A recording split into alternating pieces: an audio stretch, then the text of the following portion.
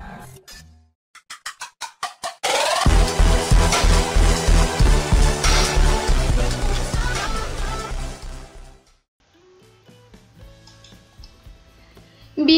সহ আন্তর্জাতিক বিষয়ক সম্পাদক প্রখ্যাত সঙ্গীত শিল্পী বেবী নাজনীন বলেছেন, আমার জন্মভূমি সৈয়দপুরে সকলকে সাথে নিয়ে ঐক্যবদ্ধ হয়ে কাজ করতে চাই।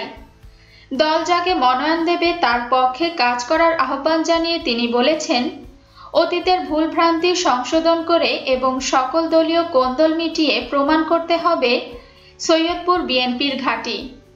বিএনপির কর্মী সভায় অংশ নিতে শনিবার দুপুরে ঢাকা থেকে নীলফামারীতে যাওয়ার পথে সৈয়দপুর জেলা বিএনপি কার্যালয়ে সাংবাদিকদের সাথে মত বিনিময়কালে তিনি এসব কথা বলেন। প্রখ্যাত সঙ্গীত শিল্পী বেবী নাজনীন বলেন, 2018 হচ্ছে নির্বাচনের বছর। এবারে নির্বাচন হবে চ্যালেঞ্জের নির্বাচন। এদিকে জনগণ, অন্যদিকে ক্ষমতাসীনরা। তাই জনগণের আশা আকাঙ্ক্ষা পূরণে দেশনেত্রী বেগম খালেদা জিয়ার নেতৃত্বে সকলকে সাথে নিয়ে কাজ করতে হবে। সাংবাদিকদের প্রশ্নের জবাবে তিনি বলেন, বড় দলে ছোটখাটো সমস্যা থাকতেই পারে, আর এসব সমস্যার সমাধান করে সৈয়দপুরে বিএনপিকে ঐক্যবদ্ধ করতে তিনি কাজ করে যাবেন।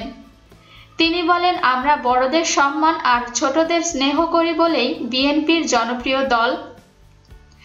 বেবী নাজনীন বলেন, দেশনেত্রী বেগম খালেদা জিয়ার নেতৃত্বে আমরা বিজয় অবশ্যই হবে। আগামীতে আন্দোলন ও নির্বাচনের প্রস্তুতি নেওয়ার জন্য দলের সকল নেতাকর্মীকে ঐক্যবদ্ধ থাকার আহ্বান জানান।